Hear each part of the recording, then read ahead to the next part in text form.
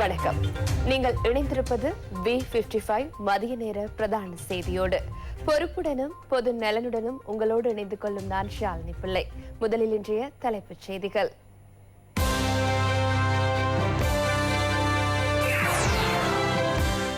நெப்தா கிடைக்கப்பெற்றதை அடுத்து கலனிதிசவின் பணிகள் ஆரம்பம். உள்ளூராட்சி தேர்தலுக்கு கட்டுப்பணம் செலுத்தும் கட்சிகளின் எண்ணிக்கை அதிகரிப்பு. சிரேஷ்ட அரசியல்வாதியான ரெஜினோல் குரே 75வது வயதில் காலமானார். அமெரிக்க ஜனாதிபதி பைடனின் ரகசிய ஆவணங்கள் குறித்து விசேட விசாரணை. ஒரு நாள் தொடரை 2-0 என கைப்பற்றியது இந்தியா.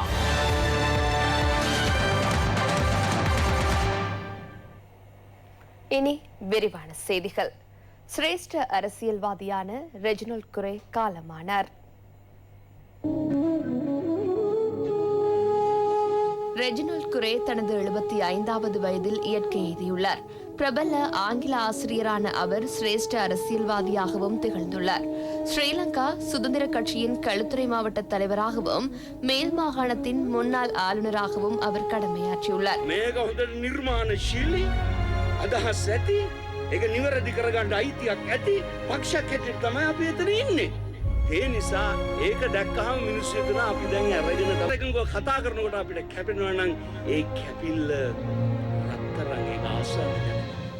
ஒளிபரப்பு கூட்டுத்தாபனத்தின் தலைவராகவும் செயற்பட்டுள்ள ரெஜினோல் குரே மக்கள் விடுதலை முன்னணியினூடாக அரசியலுக்குள் பிரவேசித்தார்.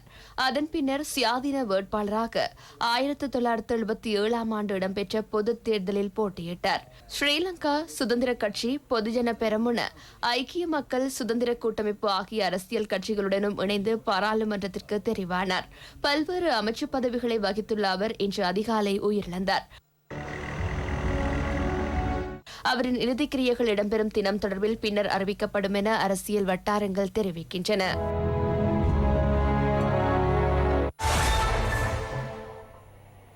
கலனிதிச மின் உற்பத்தி நிலையத்தின் செயற்பாடுகளை முன்னெடுத்து செல்வதற்கான நெப்தா எரிபொருள் தொகை கிடைத்துள்ளதாக மின்சார சபை தெரிவித்துள்ளது. 770 மெட்ரிக் டன் நெப்தா நேற்றைய தினம் கிடைக்கப்பெற்றதாக மின்சார சபை குறிப்பிட்டுள்ளது. நேற்று நள்ளிரவிலிருந்து குறித்த நெப்தா தொகை மின் உற்பத்திக்கென நேரடியாக பயன்படுத்தும் பணிகள் முன்னெடுக்கப்பட்டன. கலனிதிச மின் உற்பத்தி நிலையத்திலிருந்து 165 மெகாவாட்ஸ் மின்சாரம் தேசிய மின் கட்டமைப்புடன் இணைக்கப்பட்டுள்ளமை குறிப்பிடத்தக்கது. உள்ளூராட்சி மன்ற தேர்தலை முன்னிட்டு இதுவரை 9 அரசியல் கட்சிகளும் 9 சுயேட்சை குழுக்களும் கட்டுப்பணம் செலுத்தியுள்ளன. 197 உள்ளூராட்சி மன்றங்களுக்கென இந்த கட்டுப்பணம் செலுத்தப்பட்டுள்ளதாக தேர்தல்கள் ஆணைக்குழு தெரிவித்துள்ளது. தமிழ் மக்கள் விடுதலை புலிகள் கட்சி, தேசிய மக்கள் சக்தி, ஐக்கிய மக்கள் சுதந்திர முன்னணி, ஸ்ரீலங்கா பொதுஜன பெரமுன, இலங்கை தமிழரசு கட்சி, ஐக்கிய மக்கள் சக்தி, ஜனசக்த பெரமுன, அருணெலு மக்கள் முன்னணி மற்றும் தேசிய காங்கிரஸ் என்பன தேர்தலுக்கு கட்டுப்பணம் செலுத்தியுள்ளன. நுவரெலியா மாவட்டத்தின் கொட்டகுள பிரதேச சபைக்கென ஒரு சுயாதீன குழுவும், கம்பஹா மாவட்டத்தின் நீர்கொழும்பு மாநகர சபைக்கென 2 சுயாதீன குழுக்களும் கட்டுப்பணம் செலுத்தியுள்ளன. கண்டி மாவட்டத்திற்கென 2 சுயாதீன குழுக்கள் கட்டுப்பணம் செலுத்தியுள்ளதாக தேர்தல் ஆணைக்குழு தெரிவித்துள்ளது. குருநாகல் மாவட்டத்தில் குருநாகல் மாநகர சபைக்கும், களுத்துறை மாவட்டத்தின் ஹொரண மற்றும் பாலிந்தனுவர என்பனவற்றுக்கும் 2 சுயாதீன குழுக்கள் கட்டுப்பணம் செலுத்தியுள்ளன. இதேவேளை ஸ்ரீலங்கா பொதுஜன பெரமுன கட்சி கட்டுப்பணம் செலுத்தும் நிகழ்வும் கேகாலை தேர்தல் அலுவலகத்தில் இடம்பெற்றது. உள்ளூராட்சி மன்ற தேர்தலுக்கென கம்பஹா மாவட்டத்தில் 4 உள்ளூராட்சி மன்றங்களுக்கென தேசிய காங்கிரஸ் கட்சி கட்டுப்பணம் செலுத்தியுள்ளது.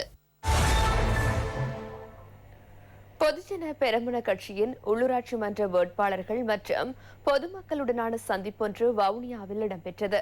உள்ளூராட்சி மன்ற தேர்தலில் வவுனியா மாவட்டத்தில் போட்டியிடும் இளைஞர்கள், பெண்கள் உள்ளடங்கலான வேட்பாளர்கள் இதில் கலந்து கொண்டனர். இதன்போது ராஜாங்க அமைச்சர் காதர் மஸ்தான் ஊடகங்களுக்கு கருத்து தெரிவித்தார். இந்த முறை வன்னி மாவட்டத்தில் உள்ள மக்களுக்கு சேவை செய்வதற்காக மிகவும் ஆர்வமாக பல முன்னாள் உறுப்பினர்களும் சரி, அதே போல புதிய முகங்களும் எங்களோட சேர்ந்து போட்டி போடுவதற்கு தயாராக இருக்கின்றார்கள். அந்த அடிப்படையில் எதிர்காலங்களில் அவர்களுடைய வெற்றி மூலம் இந்த எமது வன்னி மாவட்டத்தில் உள்ள சகல மக்களுக்கும் நாங்கள் நினைக்கிறோம் இன்ஷால்லா எதிர்காலங்களில் எமது உள்ளூராட்சி மன்றங்களுக்கு கூடாக சேவைகளை வழங்கலாம் என்ற ஒரு நம்பிக்கை இருக்கின்றது. தேர்தல் ஒன்று வந்தால் அதற்கு முகம் கொடுப்பதற்கு நாங்கள் தயாராக இருக்கின்றோம். தேர்தல் கொஞ்சம் முன்னிலை மக்கள் உண்மையிலே மிகவும் சிரமத்தில் இருக்கிறதால இன்னும் கொஞ்சம் நாளைக்கு பிறகு நடந்தாலும் அதுக்கும் நாங்கள் முகம் கொடுப்பதற்கு தயாராக இருக்கோம். இலங்கை தமிழரசு கட்சியிலிருந்த சிலரின் நடவடிக்கைகள் காரணமாகவே கூட்டமைப்பு எனும் பஸ்ஸிலிருந்து சிலர் இறங்கி சென்றனர். அதில் தொல்லை கொடுத்தவர்கள் இன்று இறங்கி சென்றதன் காரணமாக ஏற்கனவே இறங்கி சென்றவர்களில் பலர் மீண்டும் ஏறியதால் அது பலமடைந்துள்ளதாக தமிழீழ விடுதலை இயக்கத்தின் செயலாளர் நாயகமும் தமிழ் தேசிய கூட்டமைப்பின் பாராளுமன்ற உறுப்பினருமான கோவிந்தன் கருணாகரன் தெரிவித்துள்ளார். கூட்டமைப்பு இன்றும் கூட்டமைப்பாக பயணிக்கின்றது. ஆனால் அந்த குறிக்கோள் என்பது நாங்கள் போய் சேர வேண்டிய இடம். அந்த சேர வேண்டிய இடத்தை நோக்கி கூட்டமைப்பு என்னும் பஸ் வண்டி சென்று கொண்டிருக்கின்றது. 2001 இன்று 22 வருடமாக சென்று விட்டது.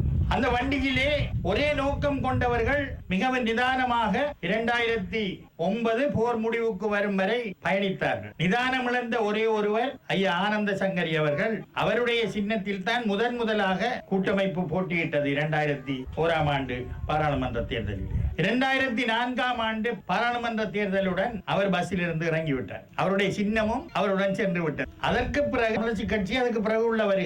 அப்ப தமிழரசு கட்சிக்காரர்கள் தான் தமிழர் விடுதலை கூட்டணியில் இருந்தவர். தமிழரசு கட்சி தங்களது சின்னத்துடன் பயணத்தை தொடர்கிறார். அந்த பஸ்ஸில் பிறகு இருந்து 2010 ஒருவர் இறங்கினார், ஒரு கட்சி. 2015 இன்னொரு கட்சி இறங்கியது. 2016 ஒரு கட்சி இறங்கியது. இடையிலே ஒரு கட்சி இடையில் நின்று ஏறியது.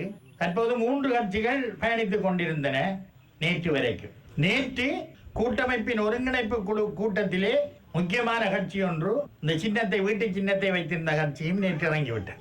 அதனுள் அந்த வீட்டு சின்னத்துடன் இருந்த ஒரு சிலரின் நடவடிக்கையினால் தான் கடந்த காலங்களிலே 2-3 கட்சிகள் பஸ்ஸில் இருந்து இறங்கினாங்க.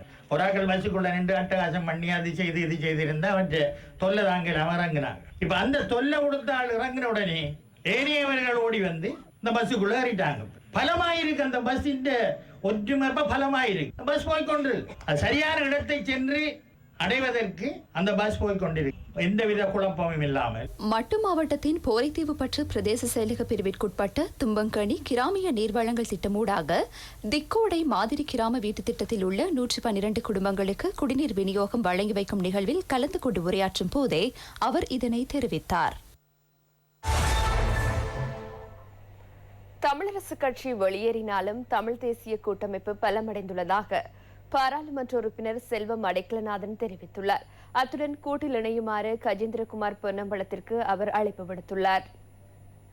தமிழ் தேசிய கூட்டமைப்பின் வெளியிலே சென்ற கட்சிகள் உள்ளே வர வேண்டும் என்று எதிர்பார்த்த கட்சிகளை நாங்கள் இன்றைக்கு எல்லோரும் அணிதிரண்டிருக்கின்றோம். குறிப்பாக நான் இந்த சந்தர்ப்பத்திலே வேண்டுகோள் விடுக்கின்றேன், கஜேந்திரகுமார் பொன்னம்பலம் அவர்களும் இந்த கூட்டிலே வந்து இணைய வேண்டும்.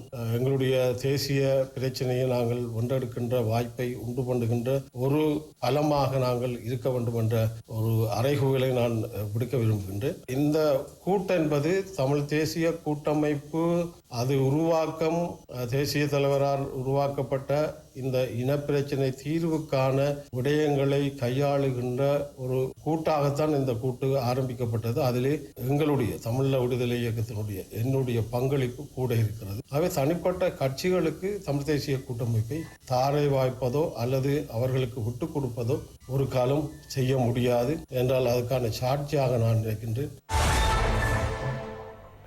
நெற்சேகை பகுதிகளில் பரவி வரும் நோயை கட்டுப்படுத்துவதற்காக தவறான வழிகாட்டல்களின் கீழ் கிருமிநாசினிகளை பயன்படுத்த வேண்டாம் என அமைச்சர் மஹிந்த அமரவீர தெரிவித்துள்ளார்.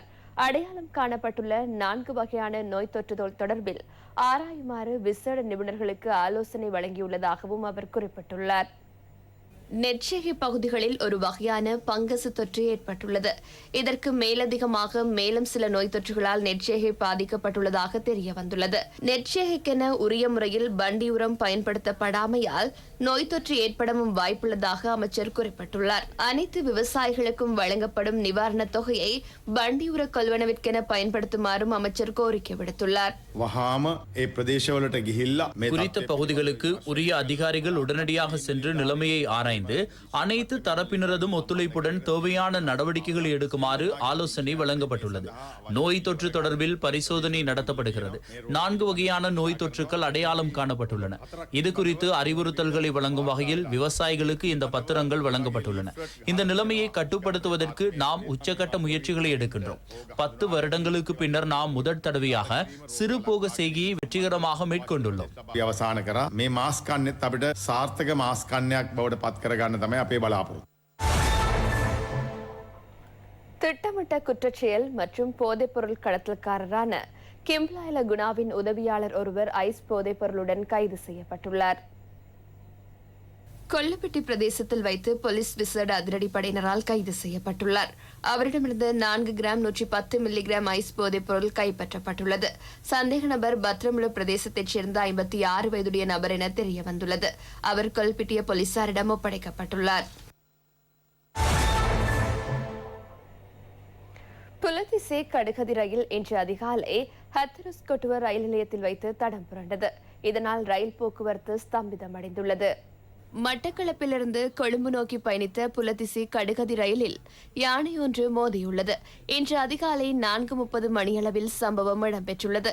இதனால் ரயில் தடம் புரண்டுள்ளதுடன் சம்பவ இடத்திலேயே குறித்த யானை உயிரிழந்துள்ளது. ரயில் மார்க்கத்திற்கும் சேதம் ஏற்பட்டுள்ளதாக எமது செய்தியாளர் தெரிவித்தார். ஸ்ரீலங்கா இன்கோர்பரேட்டட் பொறியியலாளர் நிறுவனம் 17வது முறையாகவும் நடத்தும் கண்காட்சி பிரதமர் தினேஷ் குணவர்தன தலைமையில் ஆரம்பித்து வைக்கப்பட்டது.